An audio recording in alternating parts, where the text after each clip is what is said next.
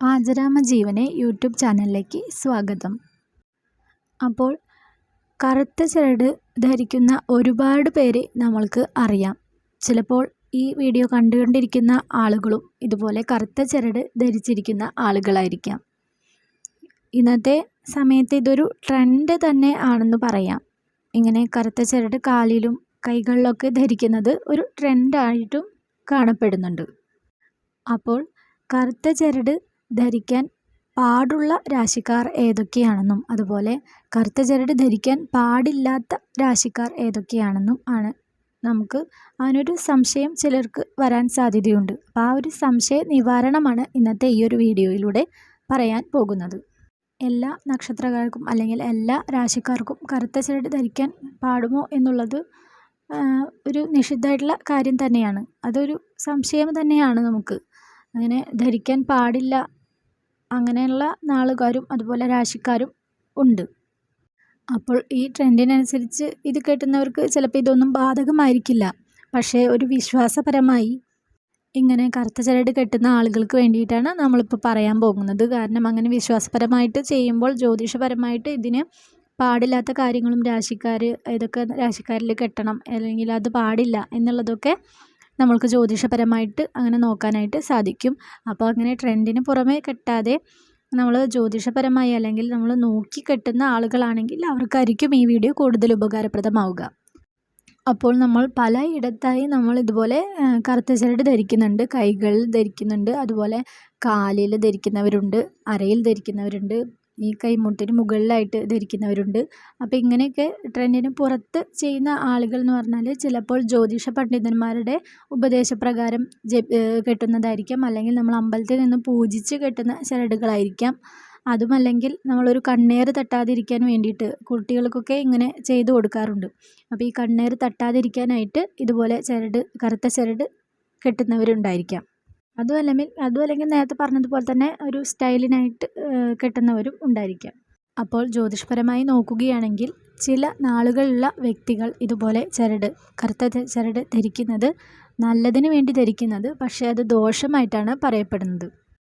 അപ്പോൾ ഈ കറുത്ത ചരട് ധരിക്കാൻ പാടില്ലാത്ത രാശിക്കാർ ഉണ്ട്. അവർക്ക് വേറെ നിറത്തിലുള്ള ചരടുകൾ ധരിക്കുന്നതുകൊണ്ട് അതൊരു പ്രശ്നമായിട്ട് വരുന്നില്ല. പക്ഷേ ഈ കറുത്ത ചരട് ധരിക്കുന്നതാണ് പ്രശ്നമായിട്ട് വരുന്നത്. അപ്പോൾ അങ്ങനത്തെ ആ ഒരു നാളുകാർ ഏതൊക്കെയാണെന്നൊക്കെ നമുക്ക് നോക്കാം. ആദ്യമായിട്ട് മേടം, വൃശ്ചിക രാശിക്കാർക്ക് ഇത്തരത്തിൽ ഒന്നായിട്ടുള്ള ഒരു രാശിയാണ് മേടം രാശിയിൽ പെടുന്ന അശ്വതി, ഭരണി കൂടാതെ തന്നെ കാർത്തികയുടെ ആദ്യ പകുതി എന്നിവർ ഈ ചരട് ധരിക്കാൻ പാടില്ലാത്തവരാണ്. ഈ നാളുകാർക്ക്, അതായത് ഈ രാശിയിൽപ്പെടുന്ന ഈ നാളുകാർക്ക് കറുത്ത ചരട് ദോഷമാണ് വരുത്തുക. ദാരിദ്ര്യവും കടബാധ്യതകളും ഒഴിഞ്ഞു പോകില്ല എന്ന് തന്നെയാണ് പറയുന്നത്. കറുത്ത ചരട് ഇവർ ധരിച്ചാൽ ഈ ഫലങ്ങളൊക്കെയാണ് ഉണ്ടാകുന്നത്. കൂടാതെ തന്നെ ഈ രാശിയുടെ അധിപൻ ചൊവ്വയാണ്. അപ്പോൾ ചൊവ്വയുടെ നിറം ചുവപ്പാണ്. ചുവപ്പിൻ്റെ വിപരീത ഫലമാണ് കറുപ്പ്. അതുകൊണ്ട് തന്നെ ആണ് ഈ കറുപ്പ് ചരട് ഇവർ ധരിക്കരുത് എന്ന് പറയുന്നത്. അതുകൊണ്ട് തന്നെ ഇവർ ഈ കറുപ്പ് ചരട് ധരിക്കുകയാണെങ്കിൽ ഇവർക്ക് ചൊവ്വാപ്രീതി ഉണ്ടാകില്ല. അതുകൊണ്ട് തന്നെ ഇവർക്ക് ദാരിദ്ര്യവും ദുഃഖവും കടബാധ്യതകളും നിറഞ്ഞു നിൽക്കുന്ന ഒരു കുടുംബാന്തരീക്ഷമാകും ഉണ്ടായിരിക്കുക. സ്വസ്ഥതയില്ലാത്ത ഒരു ജീവിതവുമായിരിക്കും ഇവർക്ക് ഫലമായി വരാൻ പോകുന്നത്. ഇപ്പോൾ ഈ രാശിയിൽപ്പെട്ട നക്ഷത്രക്കാർക്ക് കറുപ്പ് ചരടിനു പകരം ചുവപ്പ് ചരട് ദേവീക്ഷേത്രത്തിൽ പൂജിച്ച് പൗർണമി ദിവസം കെട്ടുകയാണെങ്കിൽ ഉത്തമ ഫലങ്ങളാണ് കാണുന്നത്. ഈ ഇപ്പോൾ പറഞ്ഞിട്ടുള്ള ഇതുപോലെ ഉള്ള ഈ ചരട് 2, 4, 6, 8 എന്നിങ്ങനെയുള്ള കണക്കിൽ ഇതിലേതെങ്കിലും ഒരു തരത്തിലുള്ള ആ ഒരു കണക്കിൽ വേണം കെട്ടാനായിട്ട്. ഇനി വൃശ്ചികം രാശിയിൽ വിശാഖം അവസാനത്തെ കാൽഭാഗവും അനിഴം, തൃക്കേട്ട നാളുകാർക്കും കറുപ്പ് ചരട് അണിയുന്നത് ദോഷം വരുത്തുന്നതാണ്. അപ്പോൾ ഇപ്പോൾ പറഞ്ഞത് ദോഷം വരുന്ന നാളുകാരെ കുറിച്ചാണ്. അപ്പോൾ ഇനി ഏത് രാശിക്കാർക്കാണ് ഇതുപോലെ ഈ കറുപ്പ് ചരട് ഉത്തമമായിട്ട് ഗുണകരമായിട്ട് വരുന്നത് എന്ന് നമുക്ക് നോക്കാം. കുംഭം രാശിയിൽ വരുന്നത് അവിട്ടം അരഭാഗം, ചതയം, പൂരുരുട്ടാതി ആദ്യ 3/4 ഭാഗം വരുന്ന നക്ഷത്രക്കാർക്ക് കറുത്ത ചരട് ധരിക്കുന്നത് അത്യുത്തമമാണ്. തുലാം രാശിയിൽ വരുന്ന ചിത്തിര, ചോതി, വിശാഖം നാളുകാർക്കും കറുത്ത ചരട് നല്ലതാണ്. ഇവർക്ക് ഇപ്പോൾ ഈ പറഞ്ഞിട്ടുള്ള രാശിയിൽപ്പെട്ടിട്ടുള്ള നക്ഷത്രക്കാർക്ക് കറുത്ത ചരട് ശിവക്ഷേത്രത്തിൽ ചെന്ന് പൂജിച്ച് കിട്ടുന്നതാണെങ്കിൽ ഏറ്റവും ഉത്തമമായിരിക്കും. ഇത് മൂന്നാമ്പര നാളിൽ ചെയ്താൽ ഏറ്റവും ഉത്തമമായിരിക്കും. അതായത് കറുത്തവാവ് കഴിഞ്ഞു വരുന്ന മൂന്നാമത്തെ രാവാണ്.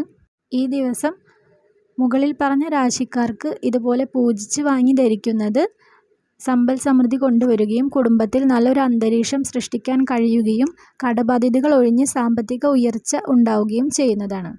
പ്രത്യേകം ശ്രദ്ധിക്കേണ്ടത് എന്തെന്ന് വെച്ചാൽ, നിങ്ങൾ ഈ ചരട് അണിയുമ്പോൾ ക്ഷേത്രത്തിൽ നിന്ന് പൂജിച്ച് അണിയുന്നതായിരിക്കും കൂടുതൽ അഭികാമ്യമായിട്ട് വരുന്നത്. നമ്മുടെ ഇഷ്ടത്തിനനുസരിച്ച് ധരിക്കാതെ ക്ഷേത്രത്തിൽ നിന്ന് പൂജിച്ച് കിട്ടുകയാണെങ്കിൽ അത് കുറച്ചുകൂടി ഉത്തമമായിരിക്കും.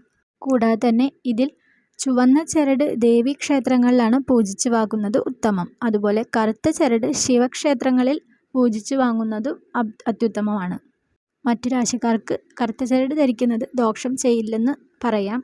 ഇപ്പോൾ പറഞ്ഞിട്ടുള്ള രാശിയിൽപ്പെട്ട ആളുകൾക്ക്, ദോഷമായിട്ട് വരുന്ന ആ രാശിയിൽപ്പെട്ട ആളുകൾക്ക് കറുപ്പ് ചരടിന് പകരം ചുവപ്പ് ചരട് ധരിക്കാവുന്നതാണ്. ബാക്കിയുള്ളവർക്ക് കറുപ്പ് ചരടും ധരിച്ച് ശിവക്ഷേത്രത്തിൽ പോയി പൂജിച്ച് കറുപ്പ് ചരട് ധരിക്കുന്നത് ഉത്തമമായ ഫലങ്ങൾ നൽകുന്നതാണ്. ഏത് രാശിക്കാരാണെങ്കിലും ചരടുകൾ പൂജിച്ച് മാത്രം ധരിക്കുന്നത് വളരെ ഉത്തമമായ കാര്യമാണ്. നിങ്ങൾക്ക് വേണമെങ്കിൽ നിങ്ങളുടെ ഇഷ്ടപ്രകാരം ധരിക്കാവുന്നതാണ്. എന്നിരുന്നാൽ പോലും ഇതെല്ലാം വിശ്വസിക്കുന്നവരാണ് എങ്കിൽ നിങ്ങൾ പൂജിച്ച് വാങ്ങിച്ച് ധരിക്കുന്നത് തന്നെയാണ് ഏറ്റവും ഉത്തമമായി വരുന്നത്. നമ്മളിതെല്ലാം നോക്കി ചെയ്യണമെന്ന് പറയുന്നത് എന്താണെന്ന് വെച്ചാൽ, നമ്മൾ നല്ലൊരു കാര്യത്തിന് വേണ്ടി നല്ലൊരു പ്രതീക്ഷയോട് കൂടി ഒരു കാര്യം ചെയ്യാൻ തുടങ്ങുമ്പോൾ അതിന് വിപരീത ഫലമായി ഉണ്ടാകുന്നത് അത് ഇങ്ങനെയെല്ലാം നോക്കാതെ ചെയ്യുന്നത് കൊണ്ടായിരിക്കും മിക്കവാറും ഉണ്ടാകുന്നത്. അപ്പോൾ ഇതിലെല്ലാം വിശ്വസിക്കുന്നവർക്ക് ഇതുപോലെയൊക്കെ നോക്കി ചെയ്യുകയാണെങ്കിൽ കൂടുതൽ ഉത്തമമായിരിക്കും. ഇതെല്ലാം വിശ്വസിക്കാത്ത ആളുകൾക്ക് പിന്നെ ഇങ്ങനെ ഒരു വീഡിയോ കാണുന്നത് തന്നെ ആവശ്യമില്ലാത്തൊരു കാര്യമാണ്. അപ്പോൾ വിശ്വസിക്കുന്നവരാണെങ്കിൽ ഇതുപോലെയൊക്കെ ചെയ്യുന്നത് നിങ്ങളുടെ ജീവിതത്തിലുള്ള ഉയർച്ചകൾക്കും അതുപോലെ സാമ്പത്തിക അഭിവൃദ്ധിക്കൊക്കെ നല്ലതായിരിക്കും. അപ്പോൾ ഇന്നത്തെ വീഡിയോയിൽ ഇത്രയാണ് പറയാൻ ഉദ്ദേശിക്കുന്നത്. അപ്പോൾ മറ്റൊരു വീഡിയോയിൽ നമുക്ക് വീണ്ടും കാണാം. നന്ദി.